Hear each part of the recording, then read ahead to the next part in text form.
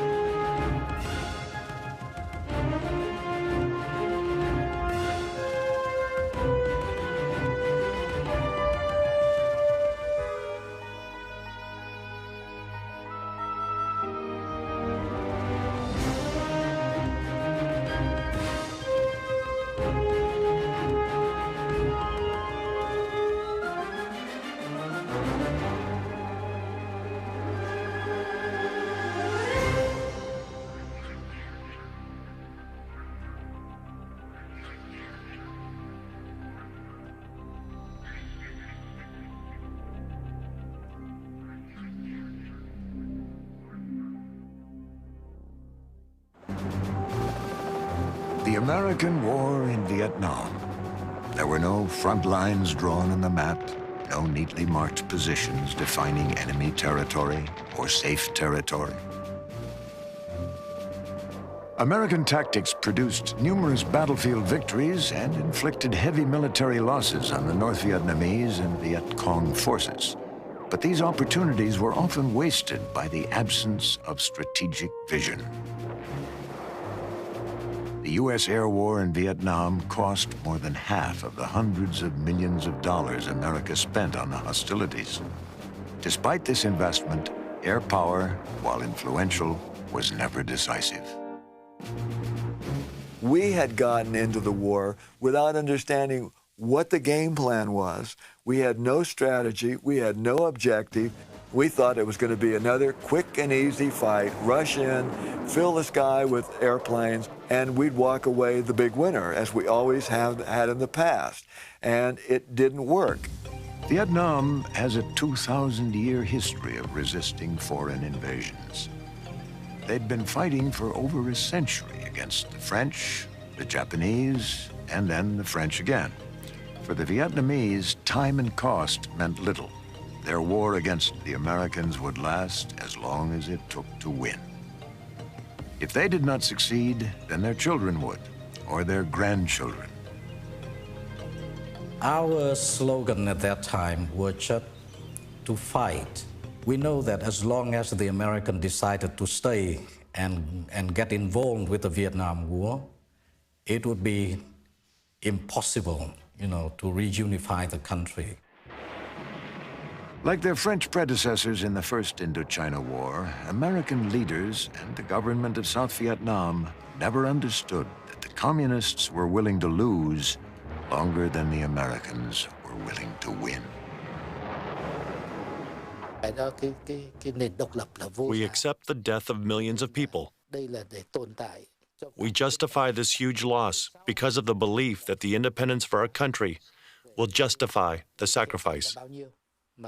We don't put a limit on the number of human lives lost. Independence is the most precious thing we must have.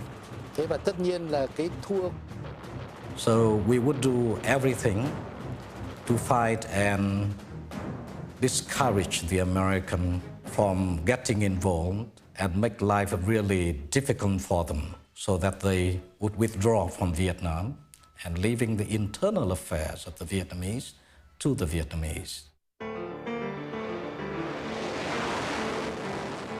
Most historians date the U.S. air war from 1962 to 1973.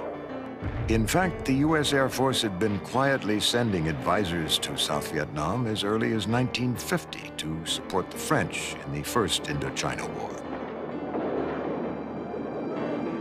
This assistance continued after Ho Chi Minh led the communist Viet Minh to victory over the French at Dien Bien Phu and the partitioning of Vietnam into the North and the South in 1955.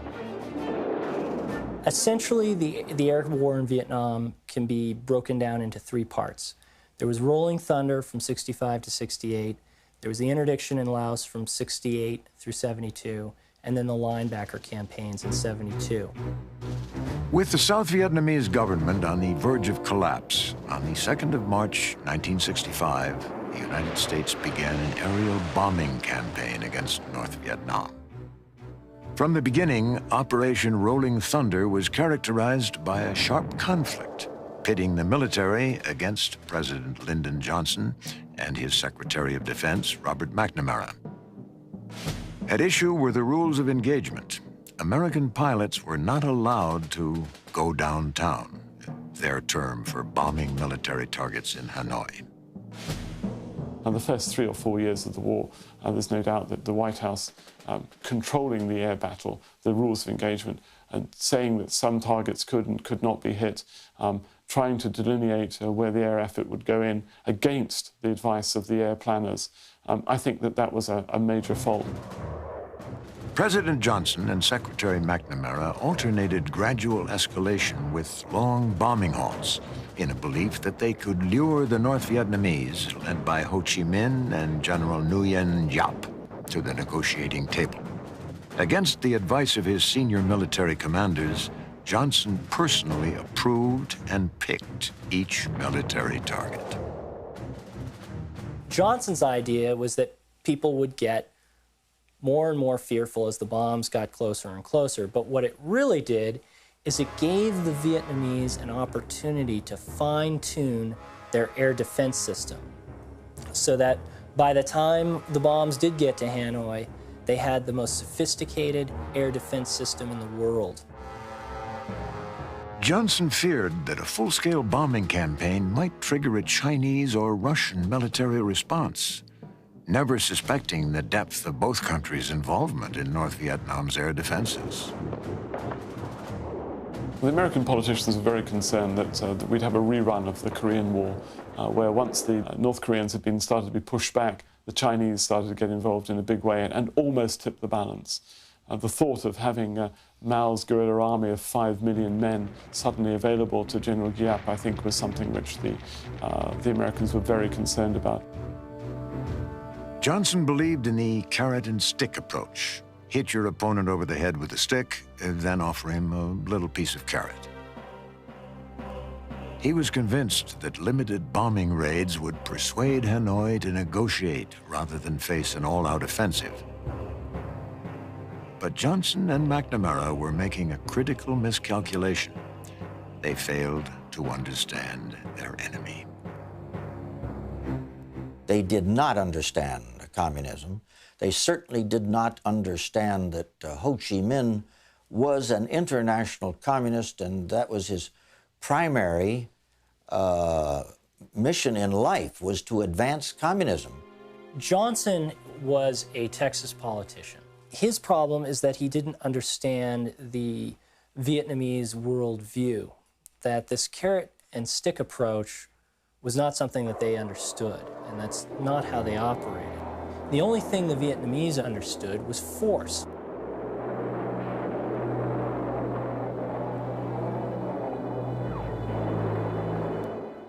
The majority of missions for Operation Rolling Thunder were carried out by U.S. Air Force planes based in Thailand and by Navy squadrons flying from Yankee Station, the code name for carriers based in the South China Sea. A line just below Vinh, North Vietnam, formed the northern boundary above which air attacks were initially forbidden. Most North Vietnamese fighter bases and surface-to-air missiles fell within these restricted areas. When the SAM sites were first brought in, we could see them being calibrated by the Russians and the Chinese and being readied for action against us. Yet we were specifically forbidden to hit a SAM site until that site had been verified as operational And of course, it became operational once it started shooting at us and knocking our people down.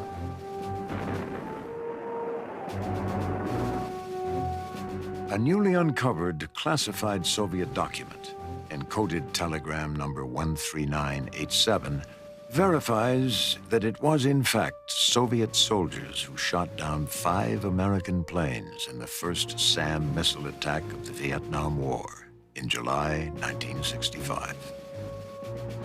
Encoded telegram 13987 goes on to describe deep, often bitter, Russian, Chinese, and Vietnamese political differences. The so-called international brotherhood that Johnson and McNamara feared was actually strained by cultural tensions and political disagreements. The China card was a big farce. Internally, China was going through great problems. They were very unstable. They were frightened about the Russian attitude. The Russians and the Chinese were at each other's throat. The relationship between Russia and Vietnam during the war was awful. It was very belligerent, and the Vietnamese actually were quite adept of working the lines between China and Russia in order to continue their efforts. The other thing you have to remember is the historical antipathy between the Vietnamese and the Chinese people. They hate each other, and they have fought 3 wars over the sovereignty of areas in the north of the country in the last 100 years alone. These are not people who are natural allies. U.S. air crews complained that they had to fly with one eye reading the rule book and one eye looking for the enemy. The frustration pilots felt with Johnson's approach to the air war, its rules of engagement and political legacy of micromanaged control exploded on the 2nd of June, 1967. A Soviet freighter named the Turkestan was strafed in a harbor 40 miles south of Haiphong. Technically, the Soviet Union was neutral, but American air crews had long suspected that Soviet freighters were carrying military supplies to the north. The Soviet Union demanded an apology. To protect his men from investigation, Colonel Jack Broughton immediately destroyed the gun camera film without seeing it. But within a week, the U.S. apologized, and Broughton and his 2 pilots were court-martialed. I was charged with 4 counts of conspiracy against the United States government, as were my 2 pilots. But I got them off, and I got the case against me thrown out as a grossest miscarriage of military justice in history. This war was unlike anything the American military had ever experienced. The failure of U.S. air power to incapacitate North Vietnam's overall war effort in the South remains one of the most controversial aspects of failed American strategy. At the end of the day, you have to blame the politicians for the air war in the north, the bombing not being successful. They did not give the Air Force planners and the intelligence people the free hand to hit the key targets because of the risk of collateral damage, and that, I think, was a major failure. Bowing to military pressure, Johnson eventually ordered attacks on critical petroleum storage, electrical power generation, and transportation targets in Hanoi and Haiphong. But every aircrew knew that flying conditions for going downtown were getting worse, not better.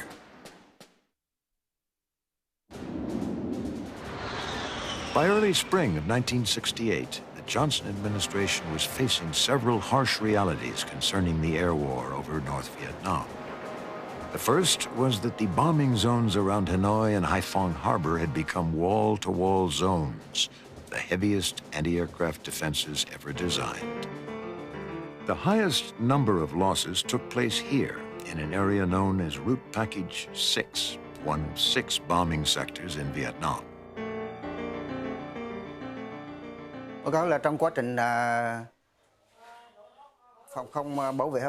In fighting to defend Haiphong, I'm proud to say that I was the one who shot down the first American airplane there.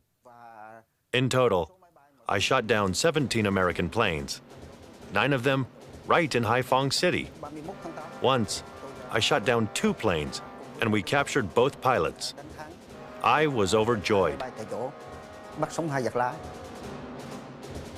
The North used high-altitude surface-to-air missiles, or SAMs, to compel American aircraft to fly low, thereby bringing them in range of their anti-aircraft guns. Most of the planes shot down were lost to anti-aircraft artillery, or AAA. The mathematical odds against a pilot successfully finishing his tour were becoming greater day by day. The scariest thing was the surface-to-air missile, which you knew once one was launched, you basically watched it, made a couple maneuvers with your airplane, and if it was following your airplane, it was real obvious. There was usually a puff of smoke and a trail, and we had ECM gear that would point. It would give a tone, doodle, doodle, doodle, and if it locked onto you, it would go doodle, doodle, doodle, doodle, doodle. And then it was a matter between you personally and that missile. And that was much scarier, even though it was statistically much less dangerous than AAA. It was much scarier because it was a lot more personal. It was brutal. It was brutal. It was layered. You had high-altitude, radar-controlled, big guns, big stuff. The top layer of AAA contained 80mm and 100mm cannons that could reach up to 25,000 feet. Next came the 57mm guns with ranges in the mid-altitudes. Below 5,000 feet was everything else but the kitchen sink. You could actually see the people on the ground in the rice paddy just laying on their backs, firing rifles and AK-47s at you. We figured even the kids were using slingshots against us. This multi-layered environment improved very much as the war advanced. There was always somebody on. We used all means necessary to cripple the American aircraft. For us to win the air war against the Americans, we turned Hanoi into one gigantic gun, ready to shoot the American aircraft at high or low altitude. Johnson had other problems. Numerous secret CIA briefings, now declassified, reported that the bombing in the North was not effective. Their conclusion, bitterly resisted by senior military chiefs, was that in spite of an estimated $600 million worth of damage to North Vietnam, the North retained the initiative, adjusting the level of combat in the South to their available manpower and munitions. There's no doubt at all that key targets in North Vietnam were destroyed by bombing missions by the US Navy and the US Air Force, and that there were some key successes there. The problem is that when you have a vast mobilized manpower, you may destroy a bridge during the day, but it gets put back up again overnight. North Vietnamese air defenses brought down over 900 American aircraft. Of the 801 POWs eventually accounted for by North Vietnam, over half were aviators shot down during rolling thunder. Scenes of wounded POWs were becoming propaganda trophies for the North and a domestic nightmare for Johnson. Get up and I basically just sort of addressed the possibilities of the day, one of which is I'd get killed, another one of which was that I'd make it back okay, and the third one was I'd end up as a prisoner of war in Hanoi. A SAM missile came out of nowhere. Fortunately, it didn't explode until just after the cockpit and actually took out the rear end of the airplane.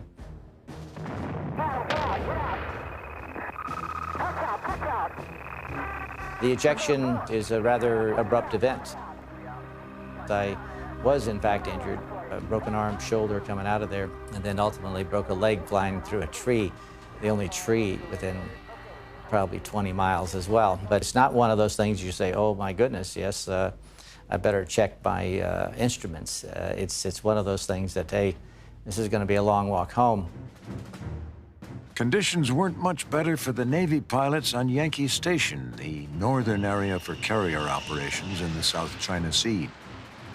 Navy pilots flew 20% of all missions in Southeast Asia, but more than half of those missions were over North Vietnam.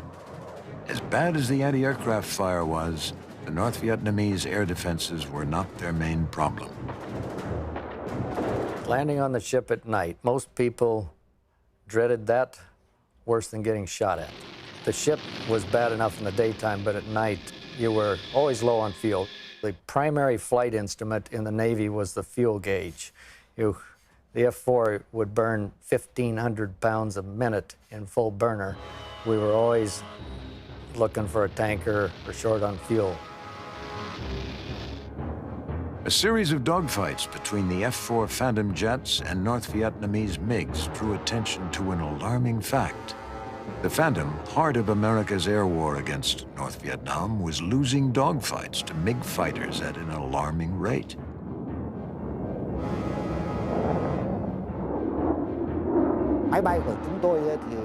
The MiG-17 that we used was provided by the Russians.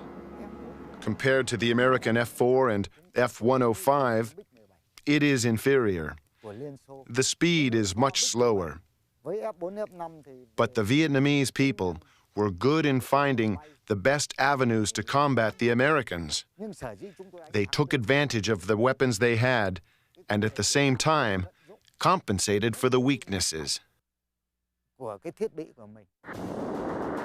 Navy and Air Force Phantom air crews were barely holding a 2-to-1 victory margin. This meant that for every 2 MiGs shot down in air-to-air combat, the supposed peasant North Vietnamese Air Force downed 1 Phantom and its 2-man crew. Compared to American kill ratios of 10, 12, even 20-to-1 in World War II and Korea, this was a critical problem. When it came to combat, the North Vietnamese pilots often had a fighting spirit and a tactical knowledge which outweighed that of the Americans.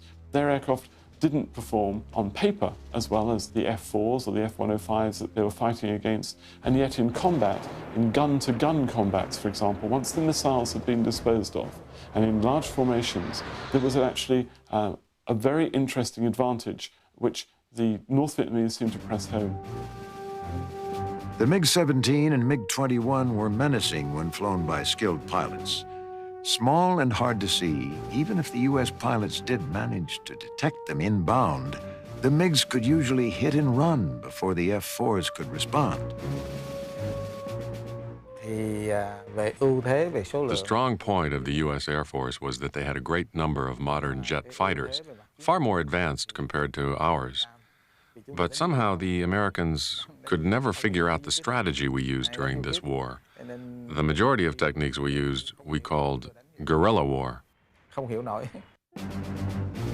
Even if Phantom crews could get a tail shot, their missiles didn't work most of the time. The Sparrow missile, for example, needed a 3,000-foot range to arm itself. Otherwise, the missile became an expensive, dumb, flying stick. The failure rate of missiles over there was astronomical. Hanging up, not firing, not leaving the aircraft, not guiding, not detonating properly, and so forth. The Air Force was real reluctant to do anything about it. The Navy got some fixes, and their missiles were far more effective. Frankly, they came out looking real good compared to the Air Force on weapons and tactics. The bottom line was that Navy and Air Force Phantom crews had fired over 600 air-to-air missiles in some 360 engagements, but didn't know how to dogfight their Phantoms against the quicker and more maneuverable MiGs. The MiG-17 we used was much smaller and less powerful compared to the American F-4 and F-105, but the maneuverability was better, particularly in tight turns. This made it easier to engage in hit-and-run attacks on the American aircraft. Rolling Thunder came to an end on the 31st of March, 1968, and a 4-year bombing lull over Hanoi began. It was during this lull that one of the most classified operations of the entire war was undertaken. No one knew if it would succeed. The answer would come 4 years later in the skies over Hanoi.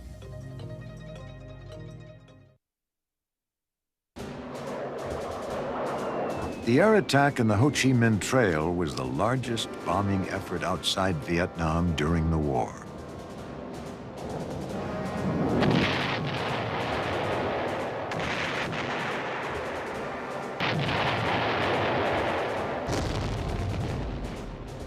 Located in eastern Laos and Cambodia, the Ho Chi Minh Trail was a series of North Vietnamese army supply routes that the American Air Force had been bombing since 1964. The CIA and U.S. Special Forces had also been running small ground and air operations in eastern Laos and Cambodia for years in a secret war that remains mostly classified.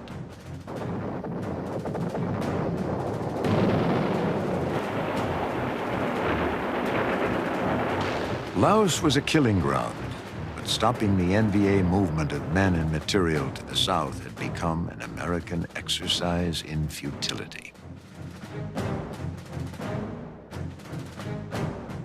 The thing that one has to realize about the Ho Chi Minh Trail is that it wasn't a single road. It was a road system and a path system. And in many cases, equipment was hand carried. The Ho Chi Minh Trail, had it been cut apart in the early part of the war, it wouldn't have won the war for us, but it would have really crippled the enemy, and they wouldn't have been able to logistically sustain the number of large units they had in Vietnam. They would have had to go back to a basic guerrilla war rather than fighting with, in formations the size of regiments and divisions. North Vietnam had made a virtual colony out of eastern Laos and Cambodia. These regions were major staging areas to rest and re-equip their troops. The Ho Chi Minh Trail was the umbilical cord that fed into South Vietnam, providing replacements needed by the VC and NVA to sustain the war.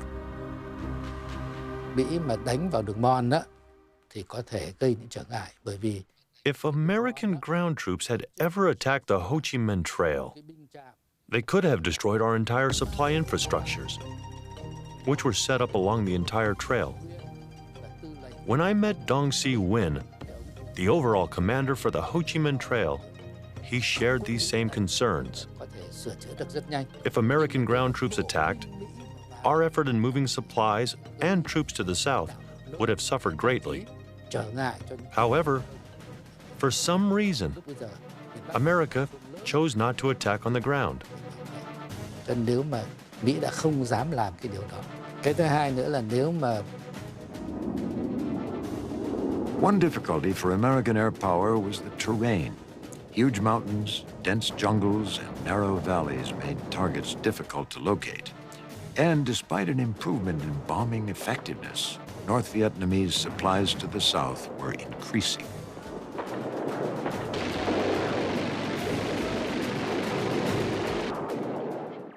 It was very well camouflaged. In some places, it was no bigger than a bicycle could be pushed through, and they could put 400 to 500 pounds on a bicycle, and one man could push it, one woman could push it. These never-before-seen NVA films demonstrate that the journey to the south was an extremely long and dangerous one.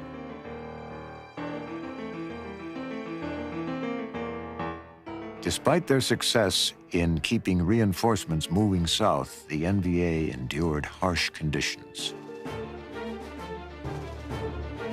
Their commitment was undeniable. You try to survive the malaria, hungers, and bombardments and other things.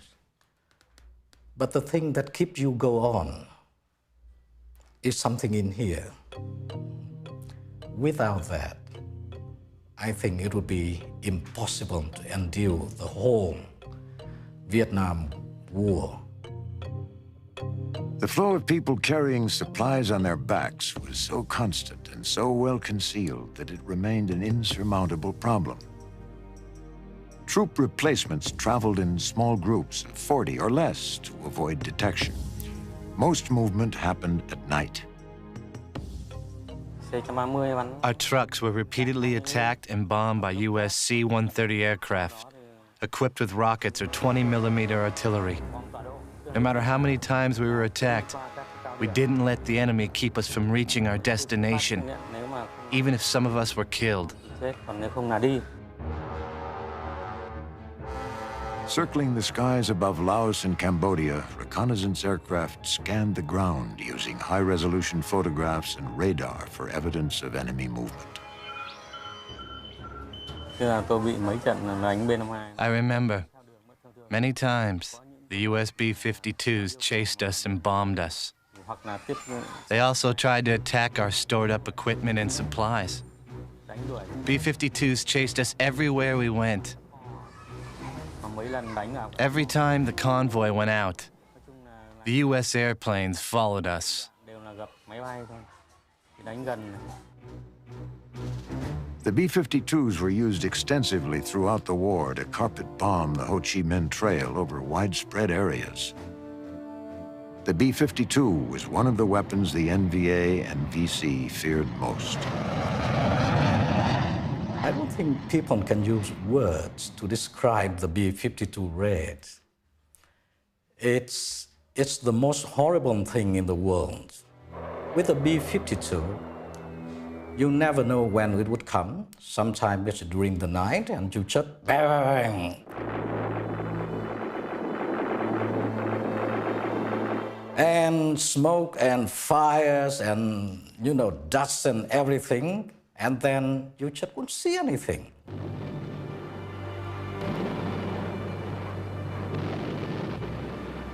And when the smoke cleared, you got up, you shouted, you couldn't hear your own voice. And then you group around for your friends and find, who survived and who had gone. And we were under B-52s many, many times. And I lost many friends in Laos because of the B-52. In addition to reconnaissance, planes dropped special sensors along suspected infiltration routes.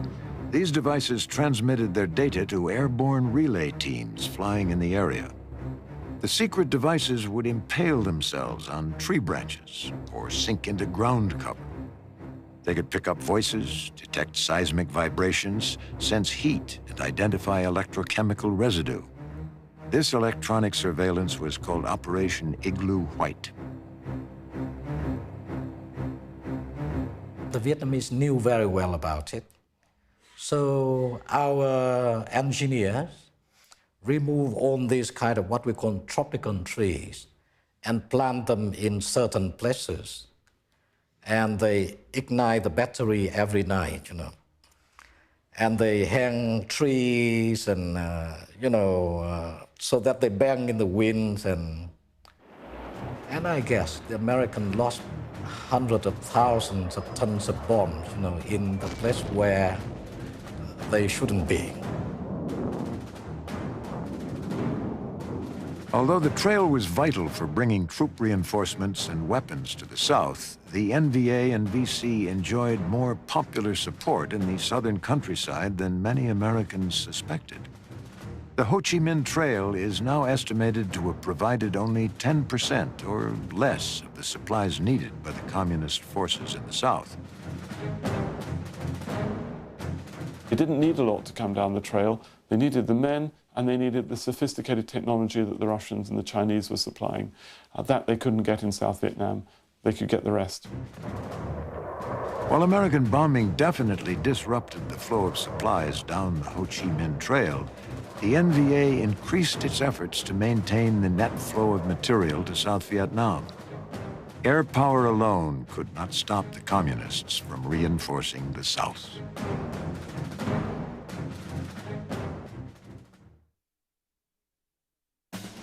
In May 1972, American planes were again flying over Hanoi. The U.S. military was hoping its success in aerial dogfights with MiGs would vastly improve from 4 years earlier when the Phantom had struggled against a smaller but well-trained North Vietnamese Air Force. I know that the American aircraft were very strong and that their technology was very advanced. But we still learned to cope with it, and we figured out a better way to fight them. As early as 1968, the North Vietnamese Air Force had become a serious threat. The U.S. Air Force, for whatever reason, never changed its fighter training. But the Navy was concerned. The threat of the rising air-to-air MiG capability exposed the U.S. fleet to a possible air attack. We all thought in the 50s that the day of the manned gun fighter was over, that there would be long-range missile engagements, and there wouldn't be fighter aircraft involved in combats. The Vietnamese didn't have the luxury of that technology. They had to have aircraft with limited air-to-air missiles, but they relied upon cannon armament. That was anyway the Russian and Chinese philosophy. Something had to be done. The solution was the creation of Top Gun, a highly classified Navy fighter weapons school which continues in operation today. Top Gun had one sole purpose: to give Navy F-4 pilots advanced training on how to fight and destroy Soviet-made aircraft. And the idea behind Top Gun is that you would take pilots, such as F-8 pilots and A-4 pilots, and you'd have them fly these more maneuverable aircraft against the F-4s. And you would teach the F-4 pilots how to dogfight. And it worked. On the 10th of May, 1972, naval aviators Randy Cunningham and Willie Driscoll proved the value of Top Gun. Their battlefield this day was 20,000 feet over Hanoi, and MiGs were out in force, outnumbering the Phantoms almost 3-1. Cunningham and Driscoll found themselves in the largest air-to-air battle of the war. As I reversed like this, a MiG-17 tracers were coming by my cockpit. And when they hit and broke into him, he overshot. His wingman went pure vertical like this. And the exact thought that went through my mind, his nose is high, he can't get to me before I get to him. So I just rolled underneath like this as he's overshooting, reverse, squeeze the trigger, he blew up that quick. In a matter of seconds, Cunningham and Driscoll had scored their first MiG kill of the day and their third of the war. In the next 15 minutes, they would live a lifetime. We ended up in combat spread again. We had all kinds of gas, all kinds of weapons. We did a cross turn, went back up in the vertical, and looked back behind us toward the target. There were 8 MiG-17s in a defensive wheel. Commander Dwight Tim had a MiG-17 here, he had a MiG-21 here, and a MiG-17 here. Well, as I came through that circle trying to knock the MiGs off of his tail, the other MiGs came around behind me, so I had 4 MiG-17s behind me. So I finally got the XO to reverse. The MiG turned after him. If you look like this, as he goes underneath like this, the MiG reverses his tail and I'm right here. I blew up this MiG. With 2 MiGs shot down in less than 15 minutes, Cunningham and Driscoll turned back toward their aircraft carrier and safety. They now had 4 MiG kills to their credit, more than any other Navy crew. We decided just to get out of Dodge at that time, hauling toward the Gulf of Tonkin, and you can see the water up ahead of us heading east, and that's where I saw a single MiG coming at me. My exact comment to Willie, "Watch this, Willie, I'm going to scare the blank out of this Gomer." Pressed him right down the snot locker like this, and all of a sudden his wing roots lit up. And it surprised me. So I went pure vertical, totally expecting the Gomer, the MiG, to keep running. And as I came back over the side like this and looked in the vertical over my ejection seat, straining to look behind me, I looked up and I saw a little set of Gomer goggles, a little Gomer scarf, and we were going canopy to canopy. Willie came up one time and says, "Duke, maybe we better let this guy go." And I said, "Willie, no." And I remember the anger. And I remember just gritting my teeth and going, and thinking, pulling, and I would have rammed him if I had to. Your emotions go from fear when a guy is shooting at you to fangs out anger where you will kill anything that moves. The American pilots were in a fight to the death with an enemy as skilled as they were. Later, the North Vietnamese pilot was tentatively identified as a mythological Colonel Toom, nicknamed by respectful American pilots for his alleged 13 American kills. But neither Colonel Toom's identity or indeed his actual existence has ever been confirmed.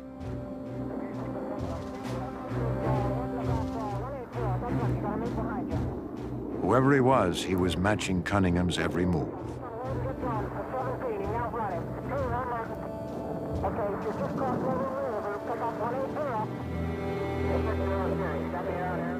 Came over the top like this, and he shot out here ahead of me.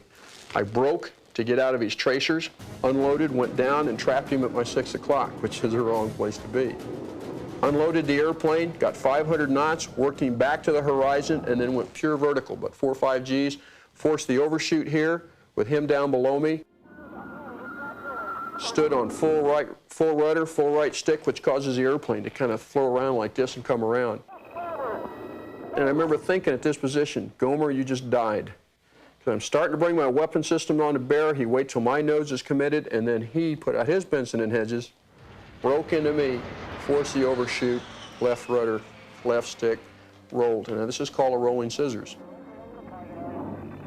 As they fought for their lives, Cunningham and Driscoll were using the tactics developed and perfected at the Top Gun school. Going vertical, as it was called, was one of the essential tactics taught at Top Gun. It avoided a turning contest with the smaller and quicker MiG while maximizing the F-4's speed and power. Each time the Phantom went vertical, the MiG would match it, move for move. 3 times they went into a vertical rolling scissors, but neither could gain an advantage. Running low on gas, Cunningham knew that if they lost altitude and speed, the MiG would gain the advantage. This time, for some reason, I think every time I'd outzoomed him in this vertical pull, he pulled his nose up first, nice and easy, trying to save the G and energy. Well, when he pulled his nose and looking at a place like this, I came back to idle, put out the speed brakes, and dropped my flaps. And I just really put on the G here to end up slide in behind him. But now I'd misjudged, and I ended up about 600-700 feet behind him. I mean, I'm looking right up from here to the wall at him. And I can't shoot him with a Sidewinder missile. It's in min range. At those airspeeds, he has got the advantage even though he's out in front. So I tried to disengage once I saw my mistake, stood on the rudder like this, trying to keep the F-4 from departing. And as I rolled this direction, his airplane went like this and departed. I expected him to really totally pull back in and try and shoot me. But instead, he started running. An average dogfight is over in less than 120 seconds. A pilot's lucky if he gets 2, maybe 3 chances to destroy the enemy. Why the MiG suddenly broke away is unknown, but it was the opening Cunningham needed. So I reversed, used just rudder, unloaded the airplane, got a Sidewinder tone, shot, and a little piece came off the airplane. When I pulled off of him, the relief that came from it, it's almost like being reborn. Any doubts about the value of Top Gun training had been answered. But in that instant when the Vietnamese plane was destroyed and its mystery pilot killed, a new question arose. The key question, though, about the air war has always been whether or not these were just Vietnamese pilots, whether they'd been trained in China or North Korea or in Russia, whether in combat other people flew with them. And there have been accusations that Russian pilots, that Chinese pilots, that North Korean pilots flew. And Cuban, you left Cuban out. There were a lot of round, blue-eyed individuals involved in the defense of North Vietnam. To think that there was nobody but North Vietnamese up there is a fallacy. The Vietnamese people have a lot of respect and deep appreciation for those comrades who tried to help us prepare for this war. Yet the Vietnamese people did not borrow blood from any communist countries.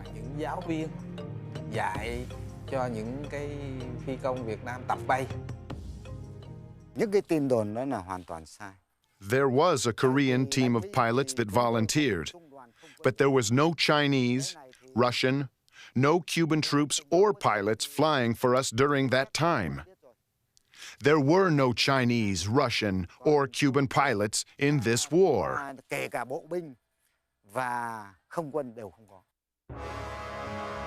But questions linger, and the debate continues. Like the questions surrounding the existence of Colonel Toom, the truth remains a secret of war.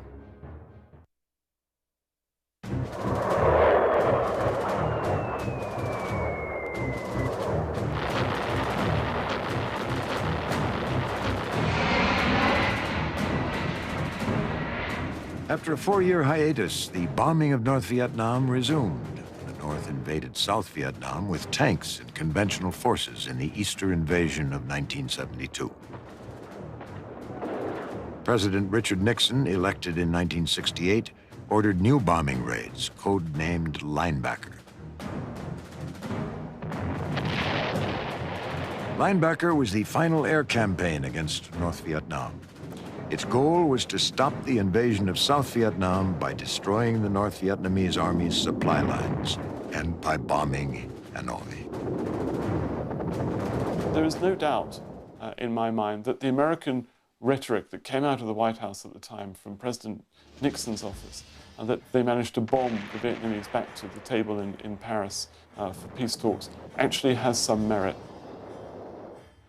Linebacker 2, the famous Christmas bombing, lasted approximately 11 days in December 1972 and was the first time in the war that B-52s were used to attack targets in Hanoi and Haiphong.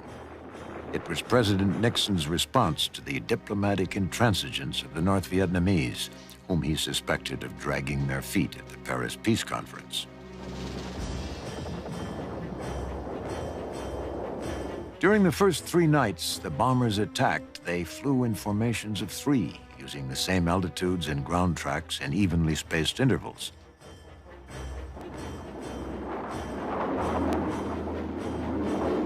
On the first night, 3 B-52s were lost, and on the third night, a staggering 6 planes went down in a 9-hour period.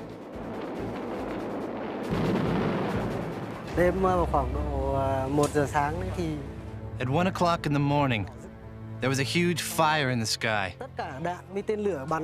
Fire and missiles in the sky. Many people evacuated.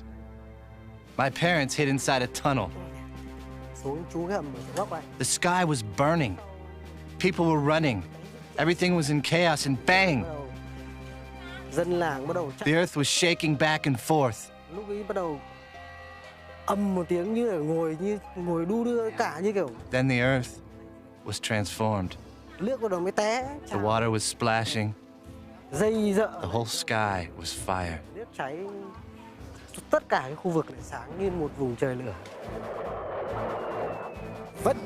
The Americans had a tactic of maneuvering their aircraft in order to avoid or dodge direct hits from our firepower and flak.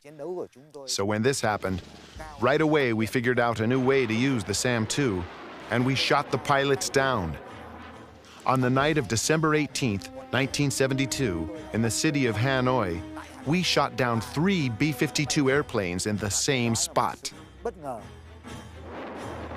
A story never widely publicized before reveals that frustration with the war was reaching deep into the American Air Force. Returning air crews from the raids staged a protest at their base at Guam over the serious losses and predictable tactics. The Air Force leadership quietly ordered a Christmas Day stand-down. The Vietnamese immediately boasted that their air defenses had killed 9 bombers and that the Americans couldn't endure the losses. Some historians claim that there was a mutiny or mutinous behavior, an unwillingness to fly any more missions under these conditions, under these strategies. I wouldn't define it as a mutiny. I would define it as a great amount of frustration expressed. On a single day, the 26th of December, 1972, the air war over North Vietnam was decided. 120 B-52s and an additional 100 other bombers hit a variety of targets in Hanoi, all within 15 minutes. 2 B-52s went down that day, but the North Vietnamese air defense system was shattered. The effects of the B-52 strikes, combined attacks of the fighters and the bombers, when President Nixon turned everybody loose in 1972, were very, very effective. And they accomplished, in a matter of days and weeks, what was not accomplished in a 7-year time period.